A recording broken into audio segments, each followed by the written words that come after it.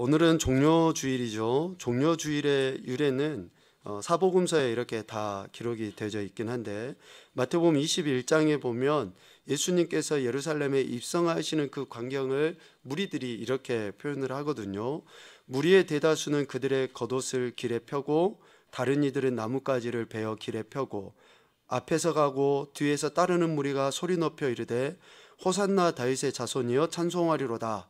주의 이름으로 오시는 이여 가장 높은 곳에서 호산나 하더라. 이 말씀이 오늘 우리가 종려주일을 지킬 수 있는 유래의 말씀이다 라고 할 수 있는데, 종려주일이라는 그 말의 의미, 종려라는 것은 그 당대 유대 지역에 흔히 볼 수 있는 종려나무, 그 나무 가지를 꺾어서 예수님의 예루살렘에 입성하시는 그 모습을 예수님을 따르는 무리들이 그 가지를 꺾어서 흔들고 때로는 자기 옷을 벗어서 길에 펴고 하면서 환호했던 그 광경을 기념해서 우리가 오늘 지킵니다. 왕이 전쟁에서 승리하고 돌아올 때에 백성들은 그 왕의 승리를 축하하고 기뻐하고 환호하는 거대한 의식 같은 것을 행했잖아요. 예수님께서 예루살렘에 입성하시는 것은 두 가지의 의미로 생각할 수 있습니다. 영적인 의미와 육적인 의미로 볼 때에 육적인 의미는 지금 호산나 다윗의 자손이여 라고 외쳤던 그 무리들의 외침과 같이 로마의 속국에 있었던 유대가 거기에서 해방되기를 원하는 그런 간절함으로 호산나 다윗의 자손이여 라고 외쳤던 그 외침을 육적인 외침이다 라고 할 수 있고, 또 하나의 영적인 외침으로 이렇게 바라본다 그러면 동일하게 호산나 다윗의 자손이여 라고는 외치지만 그 외침 속에는 로마의 속국에서 벗어나는 것뿐만이 아니라 사망과 어둠의 권세, 죽음에서 제발 우리를 건져내 주십시오 라고 하는 그 영적인 구원의 외침이 함께 포함이 되어져 있다라는 거죠. 당대에 이스라엘 백성들이 예수님의 예루살렘에 입성하는 모습을 육적인 눈으로만 보았다 그러면, 그렇게 보고 호산나 외쳤다 그러면, 오늘 우리의 이 호산나라는 외침은, 우리의 구원을 갈망하는 이 외침은 우리의 사망과 어둠과 고통과 질병과 수없이 많은 영과 육의 그런 고통과 아픔 속에서 우리를 건져내 주십시오 라는 그 외침이 되어야 된다라는 것이죠. 그래서 종려주일을 지키면서 우리는 진정으로 나를 구원해 주신 예수 그리스도, 메시아로 이 땅에 오셔서 하나님의 선하신 뜻을 온전하게 성취하신 예수 그리스도에 대한 기쁨과 감사와 그분의 완전한 승리를 찬양하는 그러한 외침을 외치기 위해서 우리는 오늘 종려주일을 지킨다라는 것이에요. 그래서 이 종려주일을 시작으로 예수님의 고난의 한 주간을 우리가 뒤따라가면서 내가 진정으로 예수 그리스도에 대해 호산나 외치고 있는지, 내 영을 구원해 달라고 그렇게 간절하게 절망 가운데서 그렇게 외치고 있는지, 주님 한 분이면 됩니다 라는 그런 고백이 내 안에서 진짜로 나오고 있는지, 이런 것들을 우리가 이번 한 주간에 우리 스스로들을 점검해 가며, 그들이 어쩌면 제대로 알지 못하고 호산나 외쳤을런지 모르지만 오늘 우리는 죄와 사망의 그 권세에서 나를 제발 건져내 주십시오 라는 그러한 외침으로써 호산나 외쳐야 된다라고 생각을 합니다. 오늘 본문이 속해 있는 스가랴 선지자가 예언해 놓은 이 말씀을 통해서 호산나 다윗의 자손으로 오신 예수 그리스도가 어떤 분이시고, 왜 우리가 지금 이 시기에 오늘 호산나라고 외쳐야 되는지, 구원해 주십시오 라고 왜 우리가 그렇게 외쳐야 하는지를 스가랴 선지자의 이 예언의 말씀을 통해서 보면서 하나님의 사랑을 깨닫는 그런 귀한 시간으로 삼았으면 좋겠습니다. 스가랴 선지자는 예수님의 태어나기 이전 주전 516년경에 예언을 했던 사람입니다. 주전 516년경이라고 이야기하면 이스라엘 백성이 바벨론의 포로가 되었다가 돌아왔던 때라고 이렇게 이야기를 합니다. 바벨론의 포로로 잡혀갔다가 거기에서 고생하다가 이제 예루살렘으로 이렇게 귀환했었을 때의 그 상황을 이야기하는데, 예루살렘 그 성이 백성들이 포로로 다 잡혀가 버리고 그 성은 온전하지 못한 그런 상황이죠. 남의 나라에 빼앗겨서 폐허가 되어버린 그런 상태라는 것이죠. 이렇게 폐허가 되어버리고 평화가 없는 그 땅에 하나님께서 스가랴 선지자를 통해서 하신 그 메시지를 오늘 우리가 다시 들으면서 하나님 앞에 진정으로 우리를 구원하실 분은 메시아이신 예수 그리스도밖에 없습니다 라는 그 고백을 우리가 오늘 이 스가랴 선지자 예언의 말씀을 통해서 고백을 해야 된다라는 것입니다. 그러면 스가랴 선지자가 예언해 놓은 내용을 한번 우리가 살펴볼 필요가 있습니다. 크게 세 가지로 스가랴 선지자는 하나님의 말씀을 예언하고 계시는데요. 첫째는 하나님께서 이스라엘을 구원해 주신다라는 그런 희망을 지금 선포하고 있어요. 예루살렘은 폐허가 됐다니까요. 아무것도 남아있지 않아요. 지금 자신들이 와서 예루살렘에 무엇인가 할 수 있는 게 아무것도 없어요. 절망 그 자체예요. 고통 그 자체입니다. 그럴 때 하나님께서는 스가랴 선지자를 통해서 이스라엘을 구원해 주실 하나님에 대해 선포하고 있다라는 것이죠. 스가랴 8장 3절 말씀에 보면 이렇게 되어 있습니다. 한번 같이 봅시다. 여호와가 이같이 말하노라.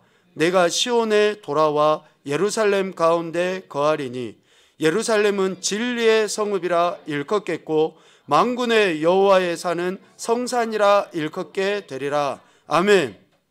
지금 예루살렘은 폐허가 된 상태예요. 진리의 성읍이라고 일컬음을 받을 수가 없어요. 평화의 도성이라는 이름에 걸맞지 않는 그런 상태 가운데 있어요. 그런데 하나님이 이러한 예루살렘에 대해, 지금 이스라엘에 대해 하나님께서 예루살렘 가운데 거하시겠다.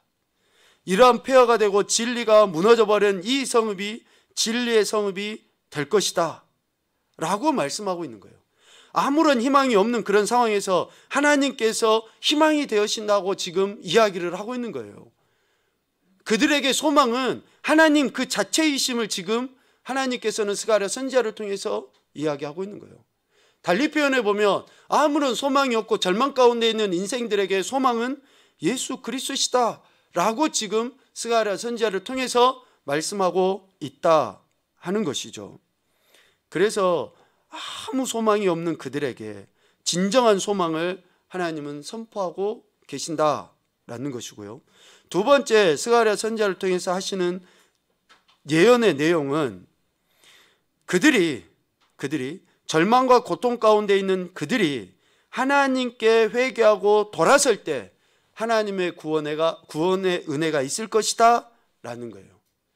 절망 가운데 있는 그들이 회개하고 돌이켜야지만이 하나님의 구원이 온다라고 스가랴 선지자를 통해서 지금 선포하고 있다는 것이죠. 자, 그러면 이스라엘이, 예루살렘이 왜 이렇게 멸망을 당했을까요? 왜 바벨론에 의해서 그들이 포로가 됐을까요? 그냥 단지 바벨론의 힘이 세서요? 그들이 바벨론이 그냥 괜시리 이스라엘을 멸망시키고 싶어서요? 우리는 하나님의 주권을 인정하는 자들 아닙니까? 참새 한 마리도 그냥 떨어지지 않는데 하나님이 택한 백성이라고 하는 이스라엘이, 하나님의 성읍이라고 하는 예루살렘이 처참하게 그렇게 무너지는 게 아무 뜻 없이, 아무런 생각 없이 단순히 바벨론에 의해서 그냥 그렇게 됐을까요? 아니에요. 우리가 아는 것처럼 예루살렘이, 이스라엘이 하나님을 만홀히 여기고 하나님을 섬기지 않고 우상을 섬긴 것에 대한 대가로 하나님이 바벨론을 들어서 그렇게 그들을 치신 것 아닙니까? 그래서 오늘 스가랴 선지자는 회개하고 하나님께 돌아설 때에 진정한 구원이 있다라고 이야기를 합니다. 스가랴서 8장 16절과 17절 말씀에 보면 이렇게 되어 있습니다. 너희가 행할 일은 이러하니라. 너희는 이웃과 더불어 진리를 말하며 너희 성문에서 진실하고 화평한 재판을 베풀고 마음에 서로 해하기를 도모하지 말며 거짓 맹세를 좋아하지 말라. 이 모든 일은 내가 미워하는 것이니라 여호와의 말이니라. 아멘. 여러분, 예루살렘이 멸망한 것은요, 그들이 행할 일을 하지 않았기 때문에 그렇습니다.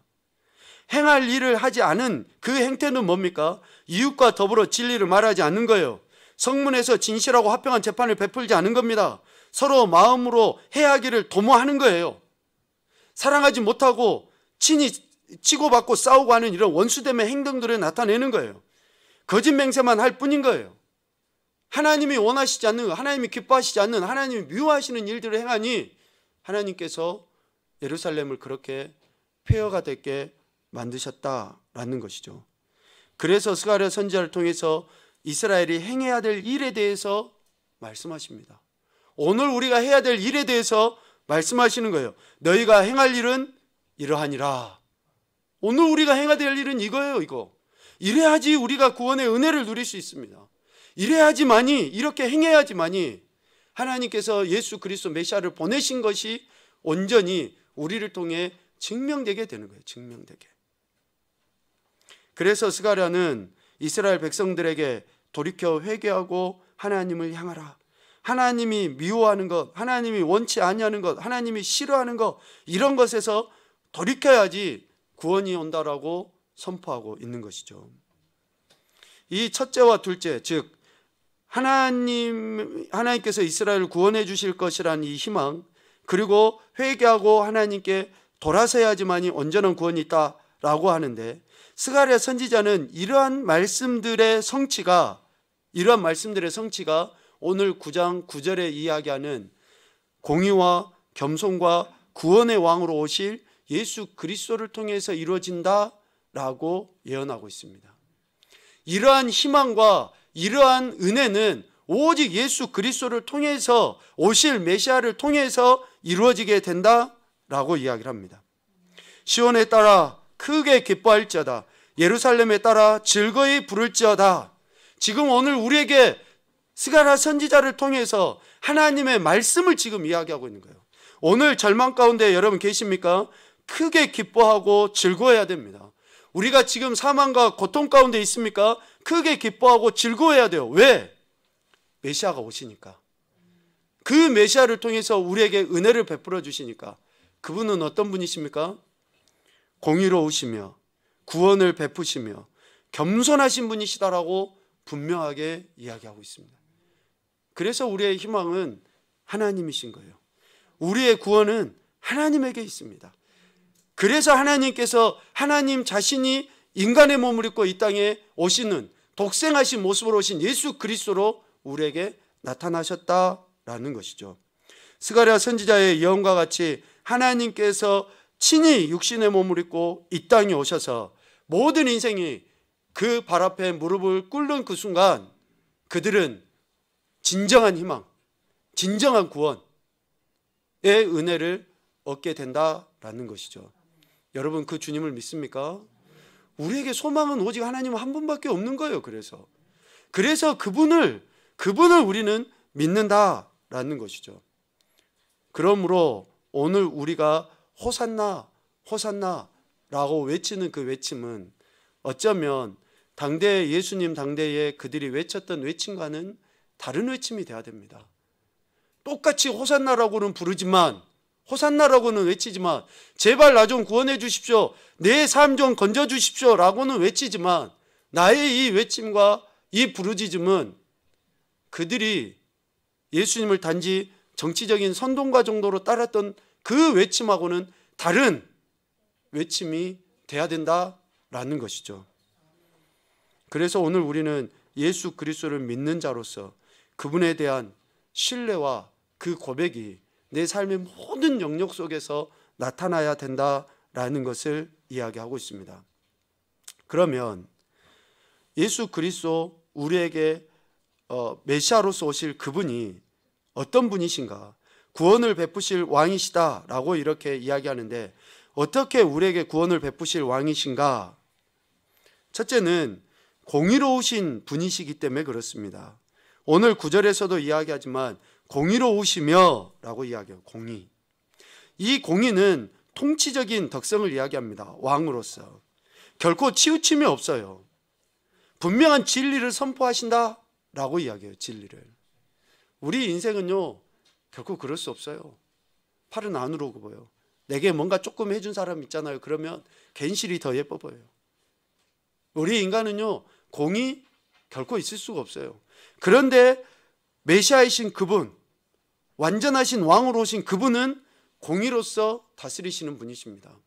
이사야서 11장 4절 5절 말씀에 보면 공의의 하나님에 대해서 친히 하나님께서 이사야 선지자를 통해서 예언해 놓고 계시는데요, 우리 이사야서 11장 4절 5절 말씀 보겠습니다.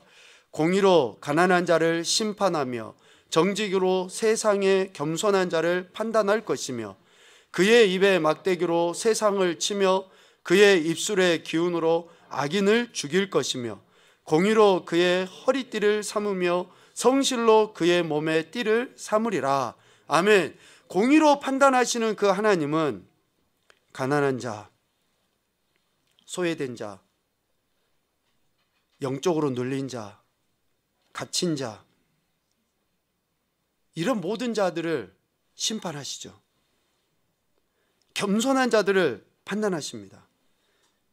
또 반대로 세상, 악인들, 악을 자행하고 다른 이들을 악에 빠뜨리게 만드는 그런 모든 이들을 입에 막대기로 치시고 또 그들의 입의 기운으로 인해서 그들을 심판하시고 죽이시는 그 일을 행하신다라고 이야기해요. 그러니까 하나님의 그 공의로움이 누구에게 나타나는 겁니까? 예수 그리스도를 통해서 오늘 우리에게 나타나는 거예요. 그래서 우리가 예수님을 믿는다고 할 때 그 믿음의 핵심 속에 하나는 뭡니까? 그분의 공의를 믿는 거예요. 그러면 오늘 우리가 그분의 공의를 믿는다라고 할 때 이제 우리의 삶은 좀 더 달라지겠죠. 여전히 내가 세상 가운데 치우쳐 사는지, 내가 하나님이 미워하시고 하나님이 싫어하는 일을 너무나 똑같이 자행하고 살아가는지, 그런 일들을 행함에도 불구하고 전혀 꺼리낌 없이 살아가고 있는지, 아니면 하나님이 공의롭게 그들에게 은혜를 베풀어 주시는 가난한 자, 또 겸손한 자로 살아가고 있는지, 그렇게 우리 자신들이 진단이 되고 점검이 되는 것이죠. 그래서 모든 사람을 동일하게 판단하시는 하나님의 공의로우심이 있기 때문에 오늘 우리가 다시금 예수 그리스도를 믿는 믿음에 굳게 세워져야 되는 것이고, 또 그 믿음의 여정 속에서 결코 흔들림 없이 하나님의 뜻을 이루어드리기에 애써야 된다라는 것이죠. 두 번째로 보면 우리에게 구원을 베푸신 왕은 메시아로서의 완전한 사역을 나타내시는데 진정한 구원을 우리에게 베푸십니다. 이 구원은 앞서 이야기한 것처럼 로마의 속국에서 벗어난 정도의 문제가 아니에요. 우리의 영혼과 우리의 삶의 모든 것들을 새롭게 바꾸시는 그 구원을 베푸시는 분이 메시아로서의 예수 그리스도시다라고 이야기해요. 그래서 사도 바울은 예수님을 믿는 사람을 뭐라고 이야기합니까? 새로운 피조물이라고 해요. 새로운 피조물이에요. 전혀 다른 그런 모습의 행태로서의 삶을 살아가는 그러한 인생이 되도록 메시아께서 그렇게 사역을 감당하신 것이다 라고 이야기를 하는 거죠. 시편 74편 12절에 보면 하나님은 예로부터 나의 왕이시라 사람에게 구원을 베푸셨나이다 라고 이야기해요. 구원의 유일한 주체는 오직 하나님 한 분이십니다. 다른 어떤 것이 없어요. 오직 우리 인생을 구원해 주실, 사망과 어둠에서 건져내 주실 수 있는 유일한 주체는 오직 하나님 한 분, 메시아이신 예수 그리스도 그분밖에 없다라는 것이죠. 그리고 한 가지 더 이야기하면요, 오늘 스가랴 9장 9절 마지막 중반 이후에 이야기하지만 겸손하시다라고 해요. 겸손하시다. 우리를 구원하실 그분은 겸손하시다. 이거는 신적 통치자의 덕목이에요. 겸손은. 그러니까 메시아로서 가장 기본적으로 갖고 계시는 덕목이 뭐냐? 겸손이에요. 마태복음에서 이야기하잖아요. 오냐고 겸손하니. 겸손이에요. 겸손. 능히 하실 수 있지만 하지 않는, 능히 자신의 모든 것대로 마음대로 하실 수 있지만 유일하신 목적인 구원을 위해서 그 모든 것들을 다 포기해버리신 그 겸손함을 우리 주님 메시아이신 예수 그리스도는 나타내 보이셨다라는 것이죠. 사람들은 이러한 예수님의 겸손한 모습을 보고 손가락질합니다. 보잘것없다라고 이야기해요. 믿을 만한 대상이 못 된다라고 이야기해요. 가치 없다라고 이야기해요. 그러나 예수님의 그 외모나 그의 삶이나 그의 헌신은 하나님께서 인정하신 최고의 종기입니다. 믿습니까? 최고의 종기예요. 최고의 종기. 너무나 보잘것없지만 육신의 눈으로, 인간의 눈으로, 세상의 눈으로 보면 너무 가치 없고 보잘것없지만 그 모습을 하나님께서는 최고의 종기로 여기시는 거예요. 이사야 53장 2절과 7절에 보면 메시아에 대해서 이렇게 예언해 놨어요. 그는 주 앞에서 자라나기를 연한 순 같고, 연한 순 같으면 어떻습니까? 순이 있을 때 이렇게 이파리가 나잖아요. 지금 파릇파릇 나잖아요. 그럼 살짝만 하면요 금세 녹아버려요. 없어져 버려요. 이게 연한 순이거든요. 마른 땅에서 나온 뿌리 같아서, 여러분 마른 땅에서 뿌리가 나면 견딜 수 있겠습니까? 못 견뎌요. 그런데 예수님의 모습이 그런 모습이다라고 이야기해요. 고운 모양도 없고 풍채도 없고 우리가 보기에 흠모할 만한 아름다운 것이 아무것도 없어요. 7절에 보면 그가 곤욕을 당하여 괴로울 때에도 그의 입을 열지 아니하였으며 마치 도수장으로 끌려가는 어린 양과 털 깎는 자 앞에서 잠잠한 양같이 그의 입을 열지 아니하였도다. 아무것도 할 수 없는 그러한 너무나 볼품없는 그런 존재가 메시아로 오신 예수 그리스도시다라고 예언해 놓고 있어요. 이 모습을 사도 바울은 빌립보서 2장에서 그렇게 이야기해요. 겸손. 우리 이 말씀은 같이 읽도록 하겠습니다. 시작. 근본 하나님의 본체시나 하나님과 동등됨을 취할 것으로 여기지 아니하시나 오히려 자기를 비워 종의 형체를 가지사 사람들과 같이 되셨고 사람의 모양으로 나타나사 자기를 낮추시고 죽기까지 복종하셨으니 그 십자가에 죽으시니라. 아멘. 그 이후의 말씀 여러분 아시죠? 하나님께서 그를 지극히 높여서 더 이상 높여질 데가 없을 정도로 높여주셔서 모든 이름이 그 주님의 발 앞에 무릎을 꿇게 만들어버리는 그러한 존귀함으로 얻게 하셨다라는 거예요. 그래서 우리가 예수 그리스도를 믿을 때 그분의 이런 겸손과 또 구원을 베푸심과 그 공의로움을 우리는 믿는 것이죠. 그래서 예수님은 이 땅에 오셔서 그렇게 메시아로서의 완전한 사역을 감당하신 겁니다. 이 완전한 사역에 대해 오늘 스가랴 9장 10절 말씀에 스가랴 선지자는 이렇게 이야기를 합니다. 에브라임의 병거와 예루살렘의 말을 끊겠고, 예루살렘이나 에브라임, 유다, 이스라엘 아무것도 할 것이 없다는 거예요. 승리를 누가 해갑니까? 진정한 승리를 누가 이루어갈 수 있어요? 오늘 우리가요? 당대의 이스라엘 백성들이요? 아니에요. 저들이 아무리 힘을 쓰고 무엇인가 한다고 한들 그것이 사탄 원수마귀를 이길 수 있는, 구원을 얻을 수 있는 능력이 되겠습니까? 아니에요. 그래서 에브라임의 병거와 예루살렘의 말을 끊어버리고 전쟁하는 활도 끊어버리고 되려 이방에게 화평을 전하고 또 그의 통치가 온 땅에 다 덮어지게 만드신다라고 이야기를 하는 거죠. 다시 말하면 메시아로서 이 땅에 오셔서 예수님께서 하시는 그 사역의 핵심은 갇힌 자를 해방하는 겁니다. 하나님의 택하신 백성에게 완전한 구원의 승리를 주시는 거예요. 그리고 그 백성들을 하나님께서 축복하실 때 누구의 이름으로요? 예수 그리스도의 이름으로 축복하도록 메시아이신 그분이 사역을 감당하신 것이다 라는 거예요. 그러므로 오늘 우리가 그분을 믿는 것은요, 세상의 다른 어떤 것보다도 가장 소중하고 값진 것이다 라는 거예요.